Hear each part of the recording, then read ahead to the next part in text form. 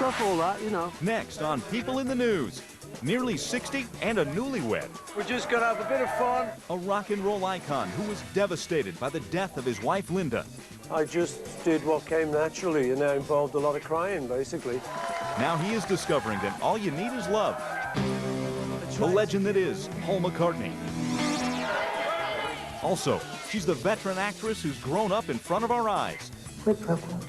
I only make the films that I really love and that I believe in. Her new movie and her new role are a little offbeat. I wanted to portray this villain in some ways as less villainous. Jodie Foster stars in The Dangerous Lives of Altar Boys. And no, it's not what you're thinking. Then, a mafia boss whose picture graced the cover of Time magazine. A cold-blooded killer wrapped in expensive clothing. A real-life Tony Soprano who headed up a dysfunctional mob family. He's responsible for the deaths of scores of individuals.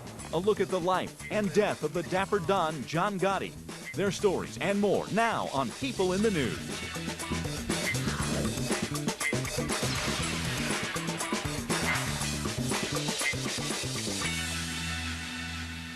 Welcome to People in the News. I'm Paula Zahn. As rock and roll legends go, they don't get much bigger than Paul McCartney. So it's no surprise the 59-year-old former Beatles marriage to 34-year-old Heather Mills this week would turn into a worldwide event. Here's Kira Phillips with our Person of the Week. Last July, the media jockeyed for position to hear the big announcement from a member of rock's royalty. Sir Paul McCartney and his new love, activist and former model Heather Mills, told the world they planned to wed. Well, details we were engaged, that's it. That's it. When it's all very private stuff, all that, you know. Anyway, we're standing here for the cameras and we're very happy, and we'll get married sometime next year. That's about it, the details. And with that, off they went, leaving the pack abuzz, begging for more information. The former Beatle and his bride-to-be would not name the time nor the place, sparking speculation and rumors on both sides of the Atlantic. Finally, this week, with the gossip columns in overdrive, they came clean with some details. What we're going to do is basically a family wedding, so we're going to have family and friends, and we're just going to have a bit of fun, and we won't be up. Hello. So there you are. Thank you very much for your support. And we'll see you. Thank you. All right? Now, if you didn't get that, you didn't get it. At last, the mystery was revealed. The ceremony was at remote Castle Leslie in Glasgow, Ireland. The nuptials did go off without a hitch this past Tuesday, and the grounds of the 17th century castle were teeming with fans and photographers eager to get a glimpse. Having the rapt attention of the media and the public is nothing new to this former Beatle. From the minute the shaggy-haired British quartet deplaned in New York in 1964 with their matching black suits and impish grins, Beatlemania was born. James Paul McCartney was dubbed the Cute Beatle. It was in 1957 at a church garden party in Liverpool that it all started to come together. There, Paul heard a 19-year-old playing American rock and roll as the lead singer of a local band, the Quarrymen. His name was John Lennon. That chance meeting led to a partnership that would last 13 years and produce a record number of #1 singles. Paul joined forces with John, George Harrison, a young guitarist he rode the bus to school with every day, and drummer Ringo Starr, and they formed the Beatles. In 1968, an American photographer was sent to capture some of the Beatle magic on film. Only on this assignment, Linda Eastman also captured the attention of one of her subjects. She photographed Jimi Hendrix, Jim Morrison, you know, the Rolling Stones.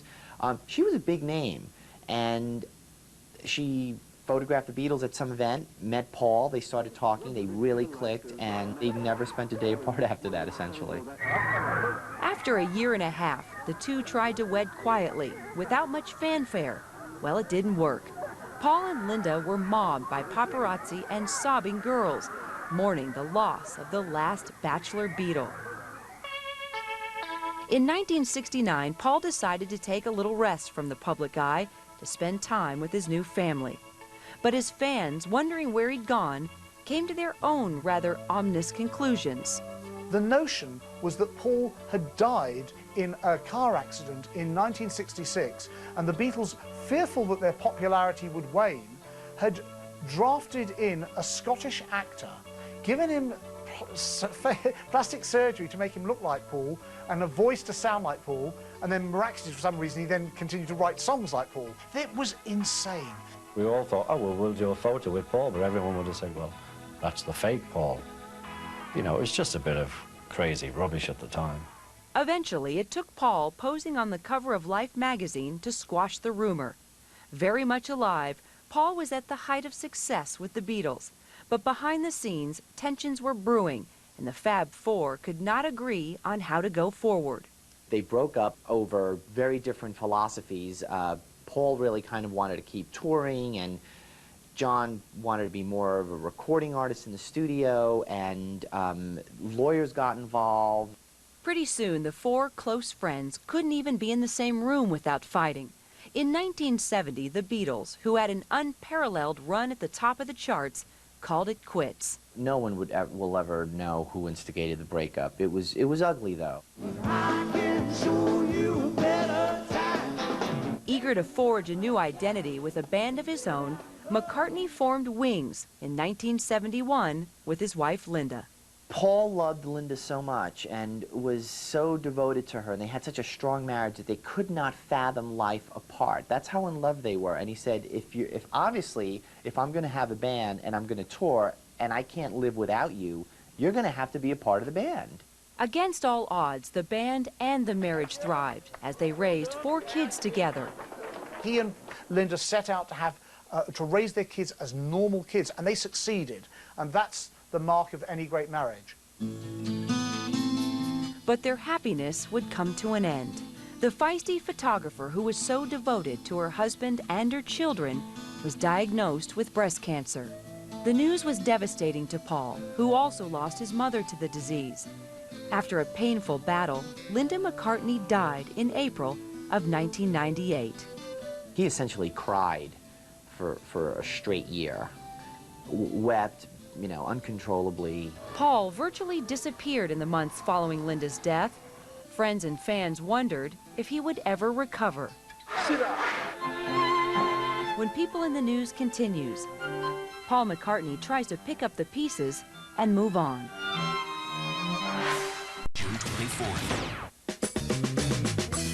Welcome back to People in the News.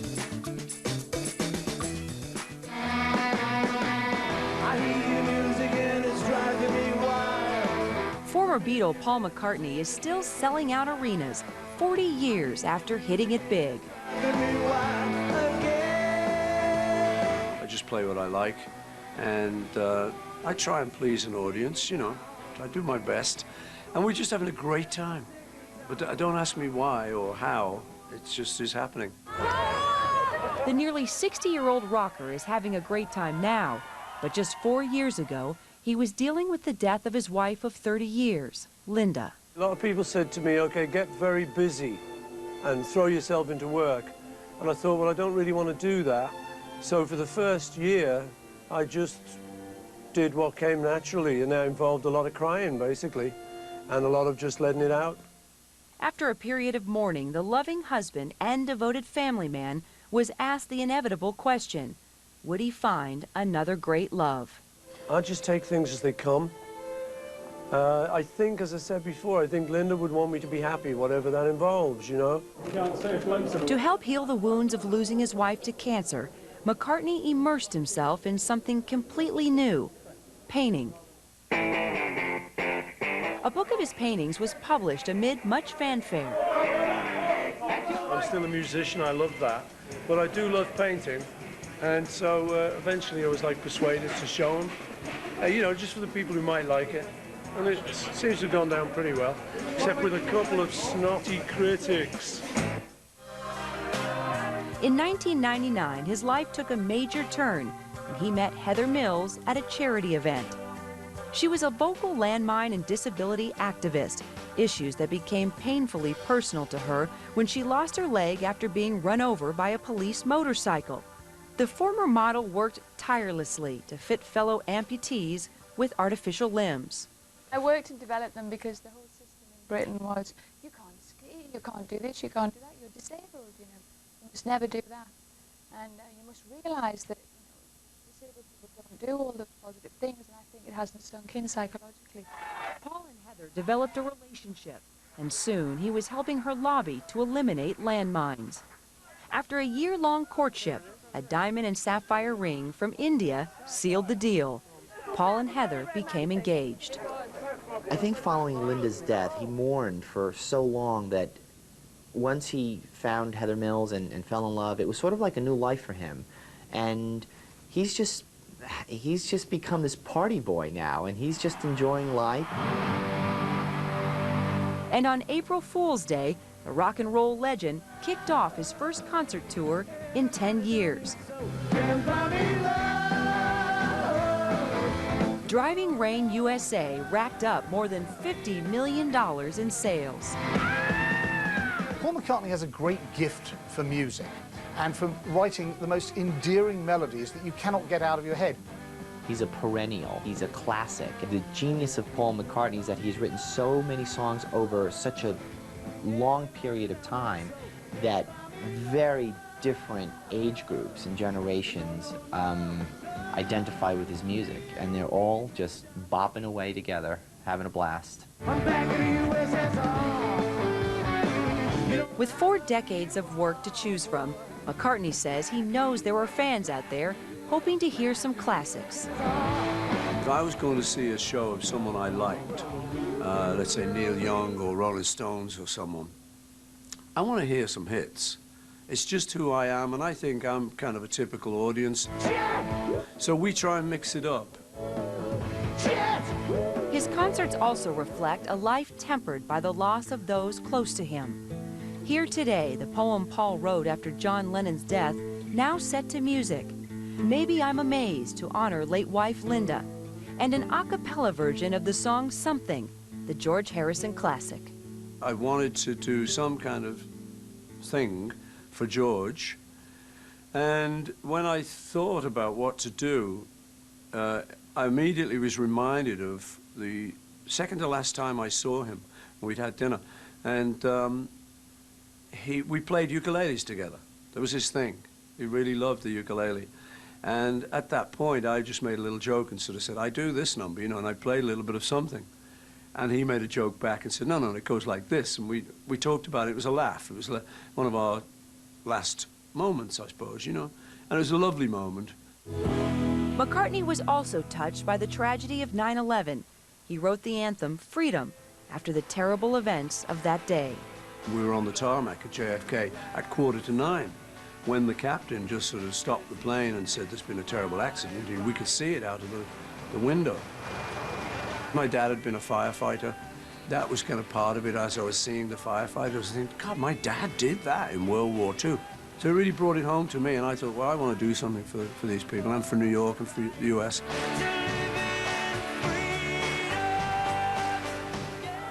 Throughout his long career, Paul McCartney has managed to face tragedy and move on. Paul's always had a relentlessly optimistic slant on life, which is impressive bearing in mind the amount of tragedy he's had. I mean, he lost his mother to breast cancer when he was 14. He lost his wife, Linda, to breast cancer. He lost John to a murderer, and George recently. So he's dealt with a lot of sadness. But he's cheerful. He takes that attitude. He has a positivism, which I think is why he looks so sprightly for a man of his advanced years. And now with a new bride and his 60th birthday this Tuesday, Paul McCartney has reason to celebrate. And if his latest tour is any indication, he's got a lot of years ahead of him.